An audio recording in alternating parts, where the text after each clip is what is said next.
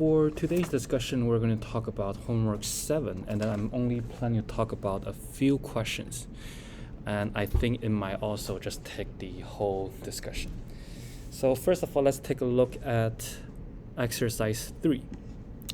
So we have y1 to yn follow multivariate normal, and then with mean mu multiplied by a vector of 1. So this mean is a scalar here. This mu here is a scalar, and then the 1 is a vector. And we also have a variance-covariance matrix sigma squared multiplied by V, where V is a n-by-n symmetric matrix, and then with known constant. So show that the MLE for mu and the sigma are these two formulations. Okay, so now we are going to set up the question. So this is for exercise 3. Let's first set up the likelihood function, which is just the essentially mathematically is the same as the PDF for the normal distribution. So we have 2 pi sigma square and then raised to the power of negative n over 2. So here the n is the dimension for your for a random variable. In our case, y is a n/1 vector. Okay, so we have the dimension n here, and then we have the determinant for the matrix V. So here we're just going to use the 2 vertical bars for determinant. You can use any like notation that you want, like a determinant of V for that. And don't forget to raise to the power of negative 1/2. Okay, that's that, and then the exponential term.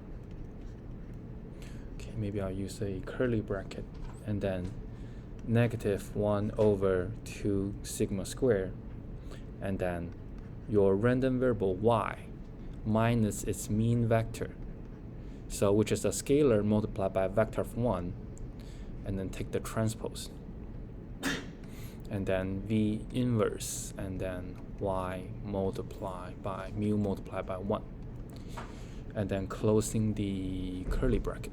Okay, so that would just be the log likelihood function, and essentially or mathematically it's the same as the PDF. And the next step is that we're going to take the log transformation. So we're just going to denote log of L, taking the log transformation. So at the high level, what we're going to do is that we want to solve for, or want to maximize this objective function to get the corresponding value of mu and the sigma square. So we are basically solving a maximization problem. And then by taking the log, it does not change the location for a maximizer, but it helps you, or tremendously help you, to ease the calculation. So that's why we usually, when we're looking into this kind of question, we take the log transformation and then solve for the maximizer. Okay, so just by taking the log, we have the following.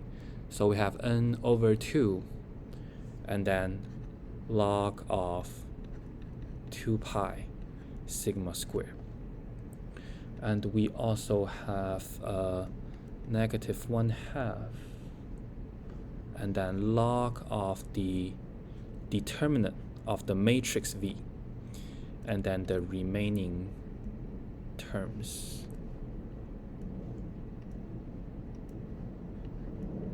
Two sigma square V minus mu multiplied by 1 transpose V inverse y minus mu multiplied by 1, and then that. Yeah, so basically this is just a log transformation of the first line. Okay, so let's further expanding the third term here, which I underline. Yeah, so we are going to expand it into instead of a product, just in terms of sums. Okay, so the first 2 terms stay the same. 2 pi sigma square 1/2 log determinant of the matrix V, and then shared constant for everything, and here. So we have y transpose multiplied by V inverse multiplied by y. So the first term multiplied by the V and then multiplied by the first term y. And we also have a y transpose V inverse, and then maybe let me add a bracket here. So mu multiplied by 1. Okay, and then we have plus for the mu multiplied by 1, V inverse, and then mu multiplied by 1. So here, mu is a scalar, so I'm going to put it in the front, and then a square for mu. And then we have 1 transpose V inverse 1. Okay, closing the bracket. And I'm also missing a 2, the coefficient here. So you have 2 copies of these, so don't forget the 2. And this is also equivalent to mu of 1 transpose V inverse y. So you can use either notation here. So either the y transpose V inverse mu 1 or the 1 transpose V inverse y. So they are essentially the same, it's just different orders. But the order matters here. So when you evaluate this, which is a scalar, it doesn't matter. Yeah. But for matrix multiplication, the orders matter. Okay. Any comments or question up to this point?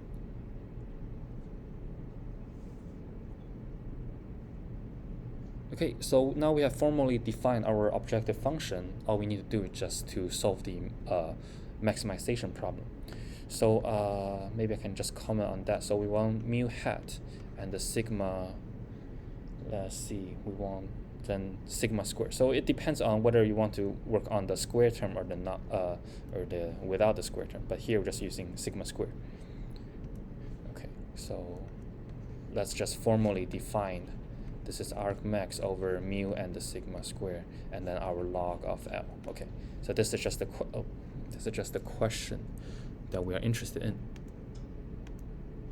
Okay. So in order to solve for mu hat and sigma square hat, we just need to take the derivative. Okay. Let me. This is not wrong. I'm just erasing it for more space. Yeah. So that's the formal question that we want to solve. And then now let's take the derivative. Let's work on mu first, and then log of L.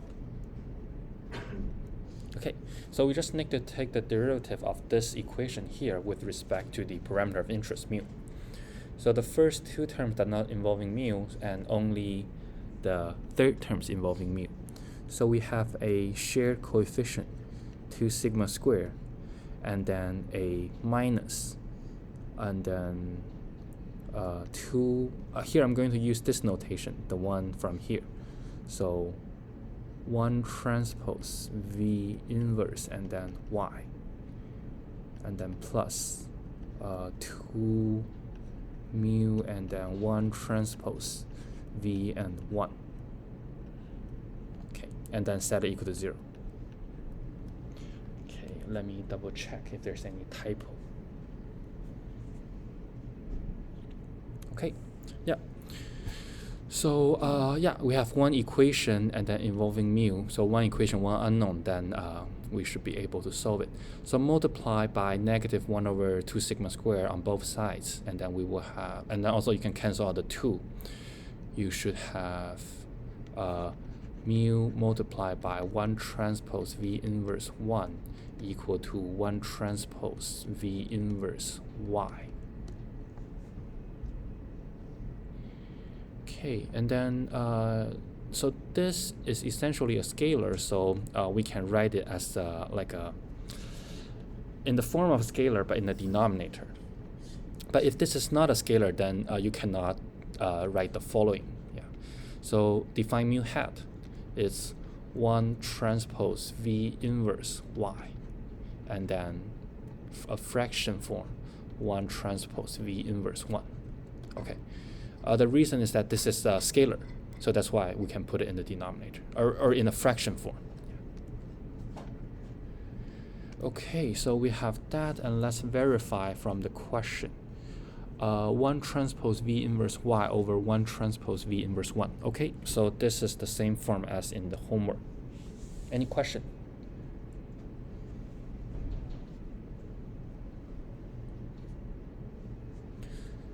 Okay, so next let's work on the derivative with respect to sigma square. Okay, yeah, so so just a brief note that so here we're taking with respect to the sigma square instead of sigma, so just pay attention to the square term here. Yeah.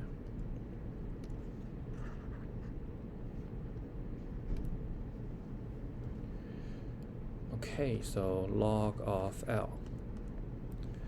And let's see, the first term already involving the sigma square, so let's write that down. So negative n over 2, and then 2 pi sigma square, 1 over that. And also we need to apply the chain rule, so okay, 2 pi here. Okay, that's that. And then minus a 0, and then minus that. Okay, so we can write it as 1/2 sigma square raised to the power of -1. So that means we have a negative 1/2, and then another 1/2, -1 from the power, and then sigma square, and then raised to the power of -2, and then the remaining terms. Y transpose V inverse Y. 2 mu multiplied by 1 transpose V inverse Y, and then plus a mu square 1 transpose V inverse 1. Okay, let me double check if there's any typo. Okay, so negative n over 2, and then the derivative of log, and then the chain rule, and then the negative sign, 1/2, and then that, and then copying down. Okay, so I think that should be the first order derivative. Any question or comments, or if you see any typos, just let me know. Okay, again, we just need to set this equal to 0. Okay, so we can, so first of all, maybe we can multiply by, okay, so let's do it step by step just in case. So this is n over 2.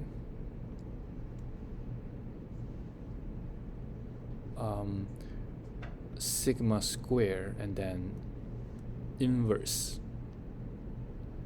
and then I'm going to make that on the left hand side, so I'm going to remove the negative sign in the front, and then on the right hand side, this negative sign and this negative sign cancel out, so we have 1 over 2, and then sigma square inverse.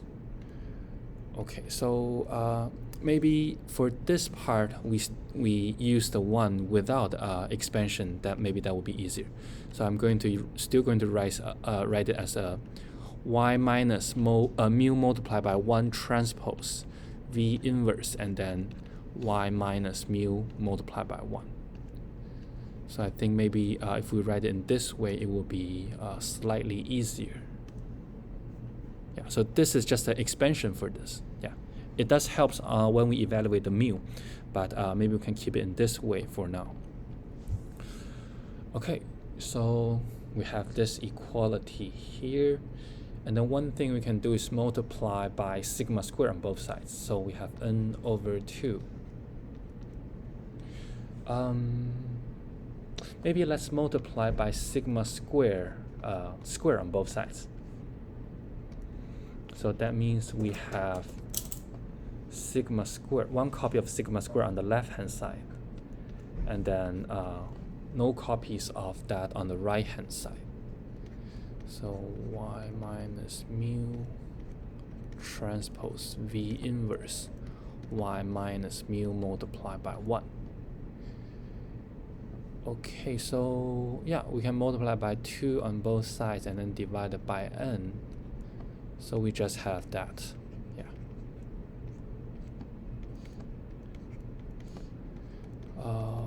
Minus mu multiplied by 1 over n.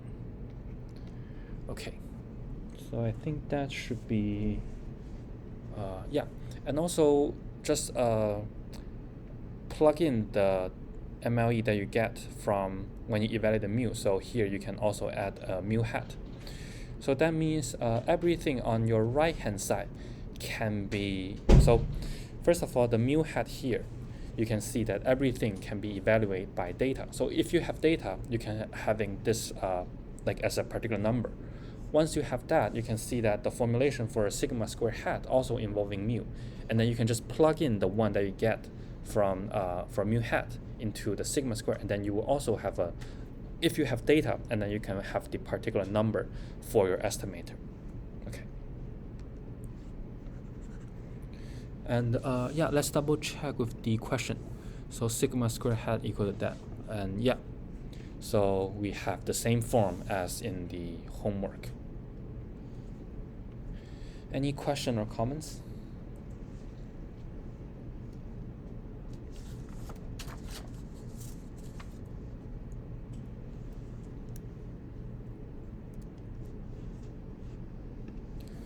Okay, so find the information matrix of I theta, and then where theta is the mu and sigma square. Okay, so that will be our next goal here. So yeah, here maybe let's write down the formula for I theta, where theta is a mu and sigma. So this should be a 2 by 2 matrix already. So the number of parameters by the number of parameters. And we are going to use the following definition. So which is the negative expected value for the following matrix. So the 1 entry is your log second order derivative with respect to mu, so mu squared. And this is the derivative for log of L with respect to d mu and d sigma squared. The 2-1 entry is the derivative of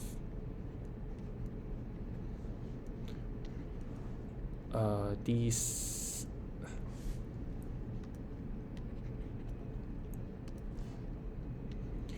sigma squared d mu.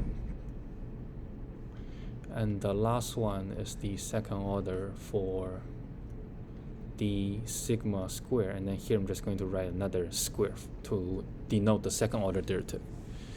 And that's the matrix that we want, or the question that we ask for. Yeah. Okay, so the rest is just taking derivatives. So we already have the first order derivative of the log likelihood function with respect to the mu. So we just need to take another derivative, which is this one. So yeah, so there's another mu, so we can, yes, so we can take another derivative here. So the first term does not involving mu, so it will already be 0. And the second term involving one copy of mu, so it will just be the constant multiplied by the remaining. So let me just I'll go back and forth. So the 1-1 entry should look like so the first term, this should be 0 and then a negative sign. Okay, so we should have a negative 1 over 2 sigma square. That's that multiplied by that by removing the mu. So, okay, 2 multiplied by 1 transpose V inverse multiplied by 1. Okay, so that's the 1-1 entry. And yeah, if you want, you can also just remove the 2. So maybe, so yeah, so the 2 will cancel out, and then you will have a sigma square. It depends on your notation. Maybe I'll just put an inverse here. Or if you want 1 over sigma square, so based on your preference. And then there's the negative sign here. Okay, so that's the 1-1 entry. After we cancel out the 2. Yeah. Any question or comments? This is just another second order derivative for the first part, yeah, for the 1-1 entry. And let's work on the 2-1 entry and the 1-2 entry. Because this is symmetric, so when we know the first one, we will already know the second one. So yeah, it depends on whichever is easier. Okay, so let's see. Maybe d mu d sigma square will be easier. So we just need to take the derivative of this equation with respect to sigma square. So yeah, and then now whatever in the parentheses serve as a constant, and then we have 1/2 sigma square inverse. Okay, so that means we have negative 1/2, and then 1 copy of the negative 1 sigma square, and then raised to the power of negative 2, and then the remaining is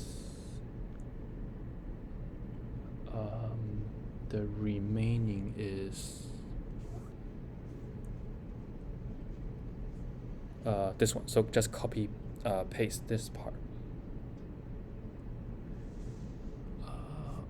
Okay, so negative 2 1 transpose V inverse Y plus a 1 transpose V inverse 1. Let me double check. So I think the mu should stay here, and that, okay, so there should be a mu.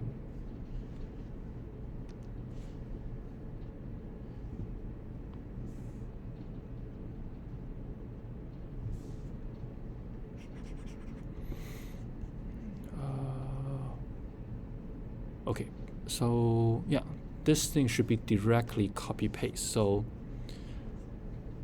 plus 2 mu 1 transpose V inverse 1. Okay, yeah, so I think this should be yeah. Any question or comments on this part? Or is there any typo? Because I need to scroll back and forth, so maybe I missed something. Okay, so that's that, and that means we also, and that is also equal to the 2-1 entry. So we also have that. And yeah, maybe we can simplify a little bit here. So if you take the derivative, you will end up with this form, and now we're just going to simplify the maybe the constant term. So first of all, the negative sign can be cancelled out, okay? And then the 1/2 and the 2 from here can be cancelled out. And is there anything else we can cancel out? Okay, I think that should be the simplified version. Okay, so next we just need to find out the 2-2 entry, which is another derivative from here with respect to sigma square.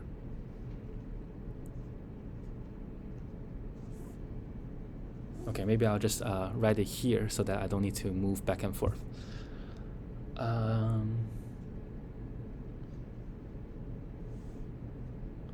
Negative n over 2, negative 1 sigma square negative 2 plus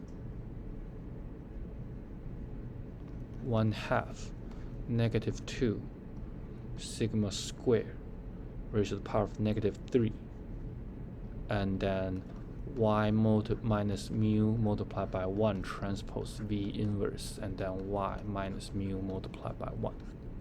Okay, so this is referring to the derivative of log of L, second order, for d sigma square d sigma square. Okay, let me just double check. N over 2 1/2 1 negative sign. Did I mess up a negative sign somewhere?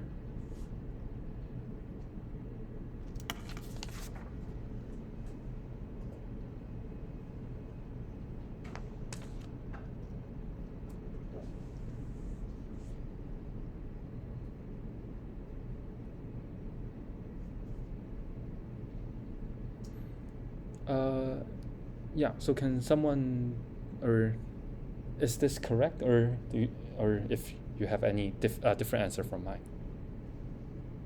The thing I'm concerned is just the negative sign.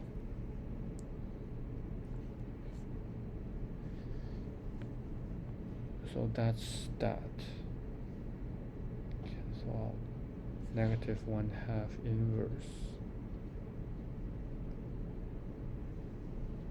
Any comments on this part? I think mine is correct, but it's just slightly different from the solution, but with a negative sign. Anyone get the same answer, or there should be a negative of a negative, right? Okay, then maybe there's a typo in the solution. Okay. So let's simplify that. So the negative and negative should be cancelled out. Negative n over 2 sigma square in negative 2. The 1/2 cancel out. So sigma square raised to the power of that, and then y minus mu 1 transpose v inverse y minus that. Okay, so now just copy paste to the 2 entry.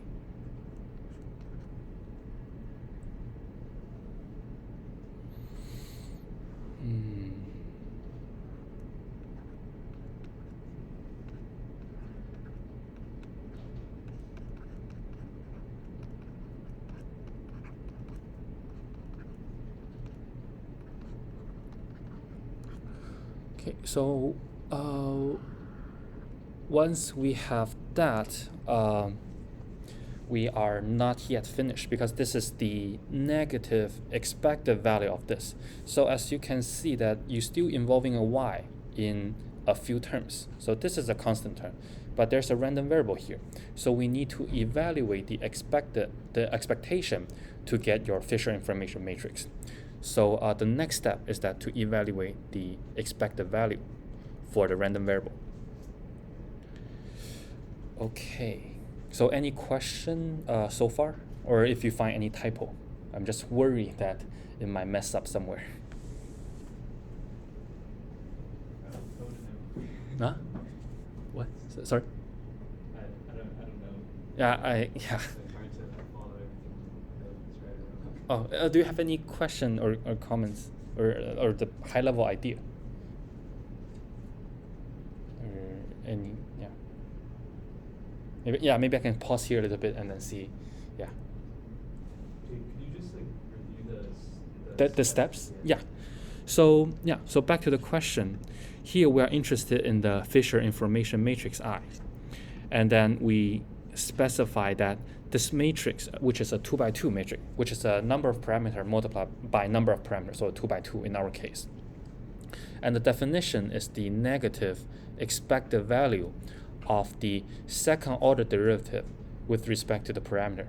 So the first 1 entry is the, so you can write it in a way like, if you want, so all based on your notation, so d mu and d mu. So it's just a second order derivative. So with respect to mu. And this is the log likelihood d mu and the d sigma square, so a second order derivative.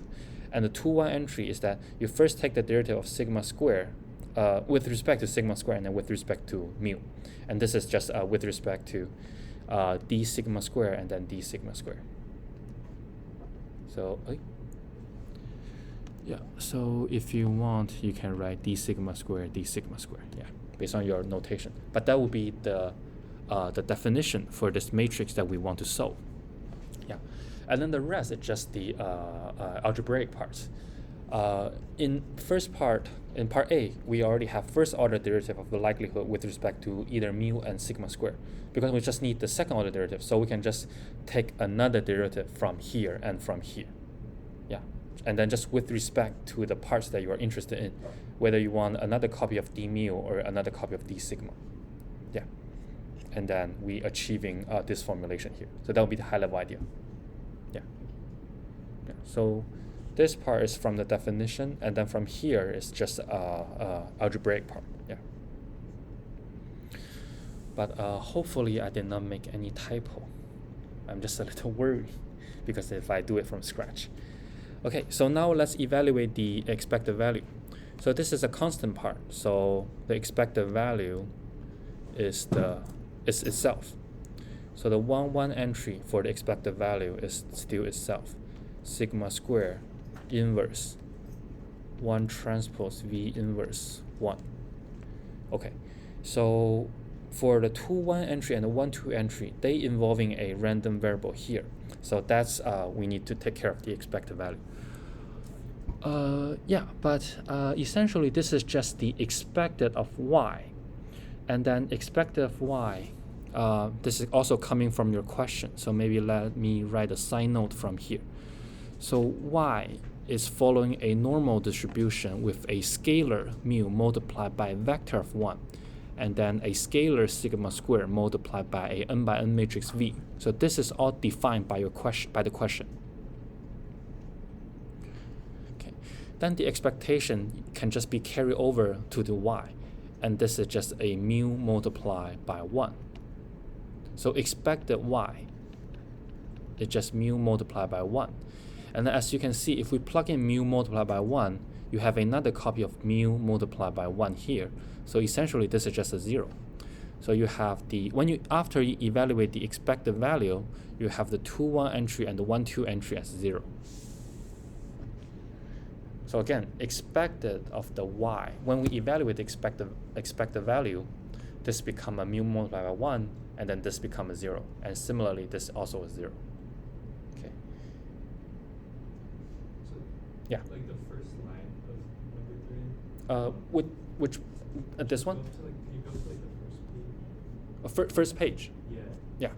So you pretty much just like, you look at like what the PDF of multivariate normal is?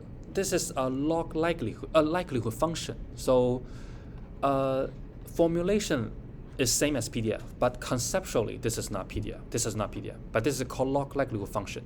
Yeah. PDF is a probability density function. They look the same. They look the same. Yeah, they look the same. It's just conceptually they're different. Yeah. And then you just plug in the Log transformation. So you get the log likelihood first. So that's the second line. And then the next step is that derivative with respect to mu and sigma square. That's the third step, which is what we do here. This line and this line. Okay, and then set it equal to 0, you get mu hat and sigma square hat. Yeah.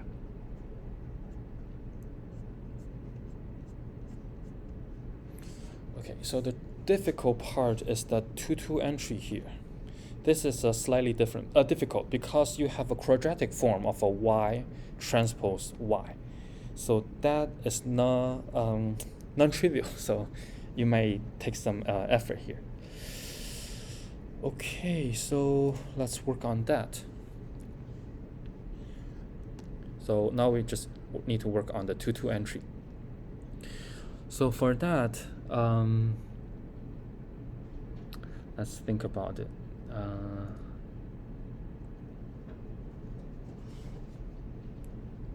Okay, so the first part, this is a constant, does not involving randomness. So we can just copy paste here, n over 2 sigma square raised to the power of -2, and then minus the remaining part. But because involving randomness and also in quadratic form, so we need to take care of that. Okay, so now let's just analyzing the expected value for the second part. Or more specifically, just this part, only involving the randomness. Okay. So expected of y minus mu multiplied by 1 transpose v. Okay, let's do it step by step. Okay, y minus mu multiplied by 1. That. Okay. So this is just the expected of this part that we want to evaluate, and then later we'll plug in here, and then we'll get the result here. Okay, first of all, this is n by 1 vector transpose multiplied by n by n, and then n by 1. So whenever you see a scalar, you can add a trace operation here. So this can be written as expected trace of everything. Transpose V inverse y minus mu multiplied by 1. Closing the trace, closing the expectation. Okay, next, let's perform the cyclic rule. So expected trace of V inverse y minus mu multiplied by 1, y minus mu multiplied by 1 transpose, closing the trace, closing the expectation. Okay, what else we can do?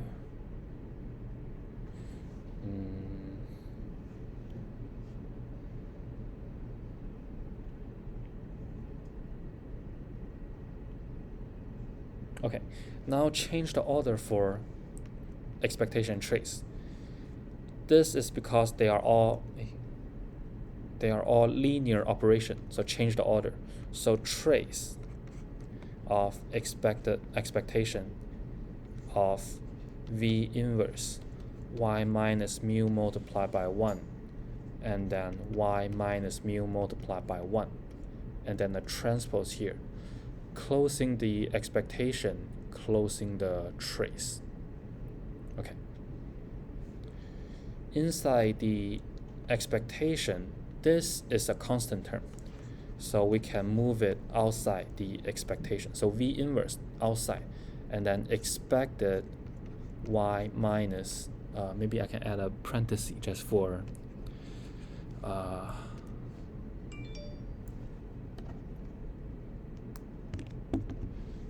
let me add a parenthesis here, and then another parenthesis for y minus mu 1 multiplied by y minus mu multiplied by vector of 1. Transpose here, closing the expectation, closing the trace. Okay. Now we would be able to comment on this quadratic terms. So this is just, so if you think of it as a scalar form, this is just the expected of second moment of something. And this is just the variance of x plus the expected of x, but raised to the power of 2. Okay, so this is the expected second moment variance plus first square of the first moment. So we're going to apply the same rule here. So trace V inverse. Let me maybe add another bracket parenthesis here. Variance of y minus mu multiplied by 1 plus expectation of y minus mu multiplied by 1 multiplied by another let me think about this. Okay, just let me comment on this part without jumping. So this is your next step. So here, let me just comment on that. So this is mu minus y minus mu multiplied by 1, y minus mu multiplied by 1 transpose. Closing the expectation, closing this bracket, and then closing the trace. And here, y and the y.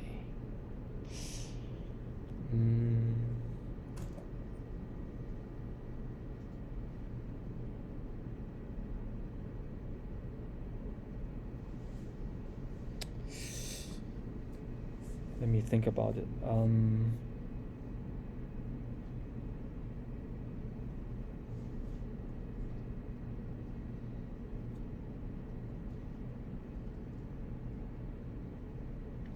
There are a few ways you can open this.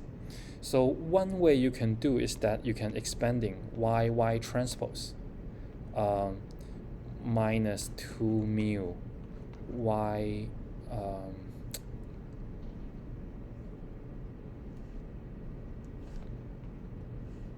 here I'm just going to maybe laying some thoughts on for your information, but I'll just comment on that later.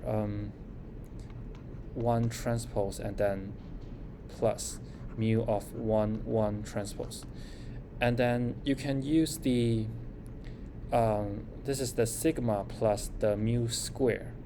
I think this is something that we have done in the early homework by addressing the expected value for this. So this is something that we have done, and then minus that. But yeah, you can using this way to address to address this expectation here. And then another way, but I don't have a very good insight on that, is that you can write it as the expected y minus mu multiplied by 1 multiplied by mu y minus mu multiplied by 1 transpose. Okay. Yeah, so let's think about why we can decompose this as a product. Any thoughts on why we can decompose as a product?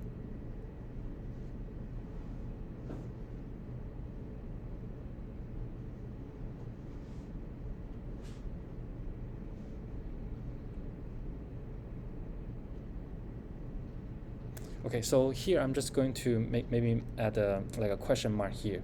We need some elaboration on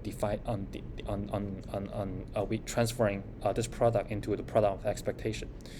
But just let's continue. So expect of y is just mu multiplied by 1. So basically this is just 0, and then this is just 0. So in the end, you will have trace of v inverse variance of y minus mu multiplied by 1. Okay.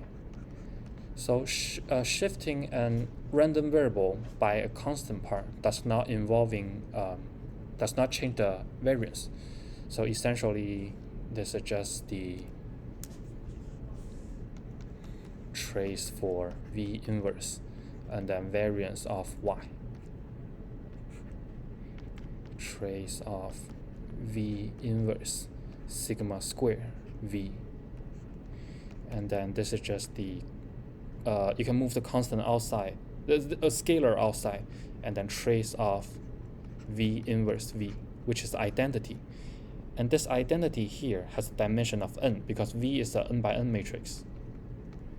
Okay, so you just have n multiplied by sigma squared. Okay, but there's one thing maybe you can think about is that why you can decompose in this way. Or maybe you can also use this alternative way to check whether it cancels out to 0. Okay. But the result for that is just n sigma squared. Okay. Now let's go back to the here.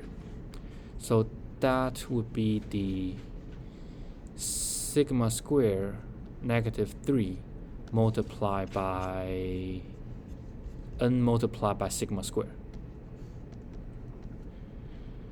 Okay, so let's take care of the negative sign here. We have sigma square inverse 1 transpose V inverse 1. 0 and 0 for the off diagonal. And then we have sigma square raised to the power of negative 2 multiplied by n minus a n over 2 sigma square negative 2. Okay, so I think that should be your Fisher information matrix. Yeah. Why can't you simplify the sigma squared to the power of negative 2? What? Why do you keep it as So power raised to the power? so sigma square negative 2 is that sigma raised to the power 4, 1 over that.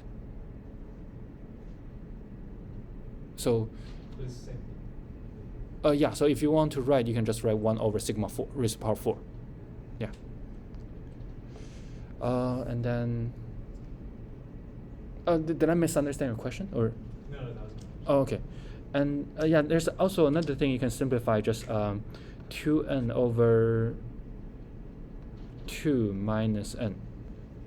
So in the end, you should have n over 2 sigma 1 over 4. Yeah. So yes, yeah. Okay. So that should be your Fisher information matrix.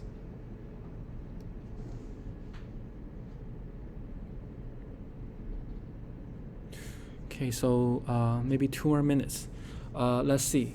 So is mu hat efficient estimator of mu? So here we have the Fisher information matrix here, and to check whether it's efficient, or you need to take the inverse. So this inverse is referring to the matrix inverse, but it happens that this is a block, or the off diagonal elements are 0, so that the inverse of this 2 by 2 matrix for the 2-2 entry is essentially a 2 sigma raised to the power 4 over n. So it's just the inverse of this term. Okay, so that's that. And then we also want to evaluate the variance of mu hat. And the mu hat is coming from your first, from the answer from here. So this one. So you want the variance of 1 transpose V inverse Y over 1 transpose V inverse 1. So variance of that. And then you should be able, so after you simplify it, you will see that this should be 2 sigma square 4 over n. And then the variance of that is achieving the Cramer-Rao lower bound here, but essentially they're the same, so that you can say that this is an efficient estimator. Yeah, but first of all, you need to take the inverse of that and then look for the 2-2 entry for this one. And you also need to evaluate the variance of mu hat by plugging in the mu hat that you get from the first part. And then after you simplify, and then you can get you should get something, and then you should compare the variance of mu hat to the 2-2 entry of the inverse of your Fisher information matrix, and then they should be the same, and then it's efficient. Yeah. Okay, so I will stop here.